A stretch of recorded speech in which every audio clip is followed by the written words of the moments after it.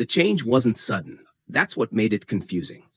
She still came home, still slept next to me, still asked how my day was, but something essential was gone. Her name was Laura.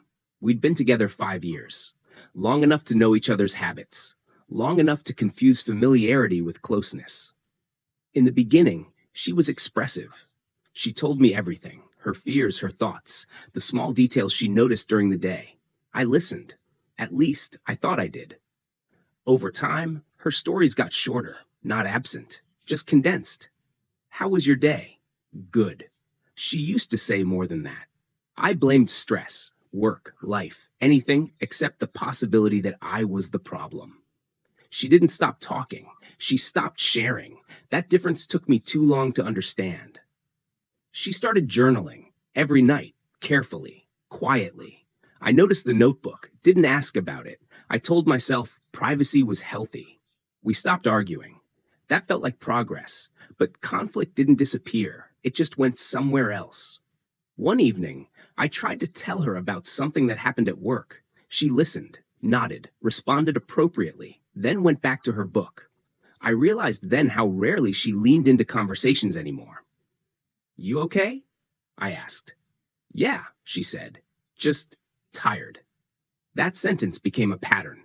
She began handling things without me. Doctor appointments, family issues, personal decisions. I found out afterward, always casually, never secretively. "I didn't want to bother you," she said once. That word bothered me. We still laughed, still shared meals, still functioned. But I felt like I was speaking to her from across a room I couldn't cross.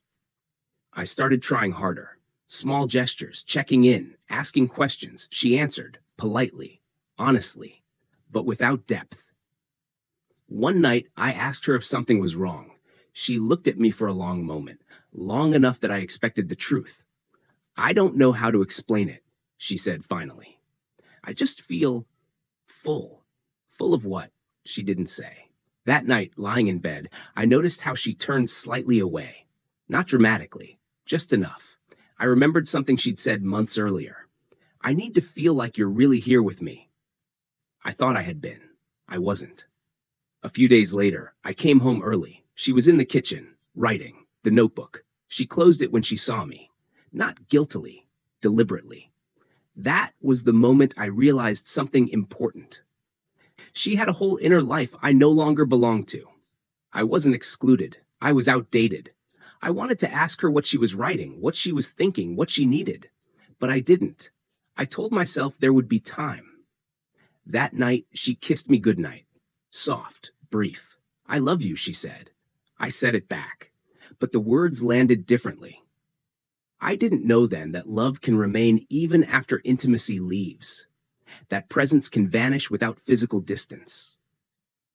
That by the time you feel the separation has already settled in. Conversation happened later than it should have. It always does. We were washing dishes, standing side by side, moving automatically. That's when I realized how much of our life had become muscle memory. "Can I ask you something?" I said. She didn't stop what she was doing. "Of course." "What are you writing about?" I asked. "The notebook." She paused, just for a second. Then she dried her hands and turned to face me. "It's not a secret," she said. "It's just mine." That answer was gentle and final. I nodded, pretended that was enough. It wasn't.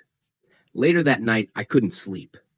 Not because I was anxious, because I was awake to something I'd ignored for too long. She had stopped needing me emotionally, not out of resentment, out of completion. The next evening, I asked her directly, "Are you still happy with me?" The question surprised her, not because it was inappropriate, because it was late. She didn't answer right away. She sat down, took a breath. I recognized that posture, preparation. "I'm not unhappy," she said carefully, "but I don't feel connected the way I used to." That word again, connected. She told me she'd been processing things on her own for a long time, not because she didn't trust me, but because it felt easier than trying to reach me emotionally. "I tried to explain what I needed," she said, "but I don't think you heard it the way I meant it. I wanted to argue, To say I had listened, to list examples. I didn't. I stopped sharing because I stopped feeling met, she continued. And once I adjusted to that, I didn't know how to go back. That's when I understood. She hadn't closed the door. She had rearranged her life so she didn't need to open it. I asked her if she still loved me. She didn't hesitate. Yes, she said. I do. That should have been reassuring. It wasn't. But love isn't the same as intimacy, she added, and intimacy doesn't survive absence. We sat in silence, not hostile, not awkward, honest. I told her I wanted to try, that I wanted to be more present, that I didn't realize how far she'd gone inward. She listened, kindly. That hurt more than anger would have. I believe you, she said. I just don't know if wanting it now changes what already happened. I asked her what she wanted, not what she needed, not what she hoped for, what she wanted.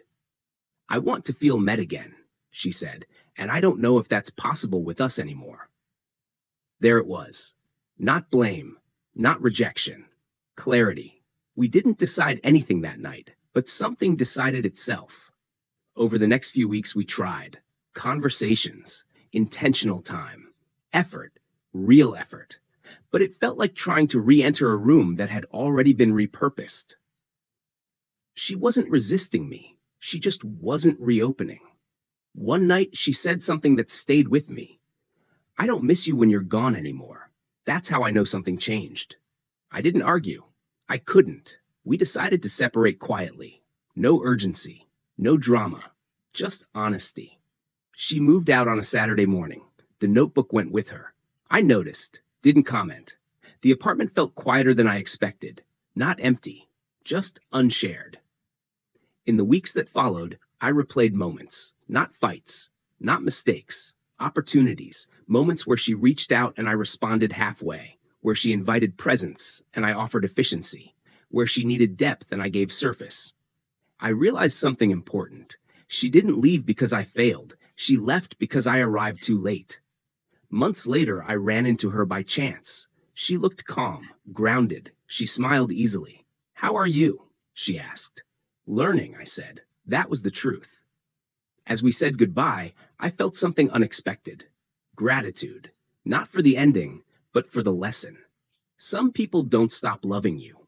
They stop waiting for you to arrive where they already are. She taught me that presence isn't proximity, it's participation. And next time, I won't confuse the two.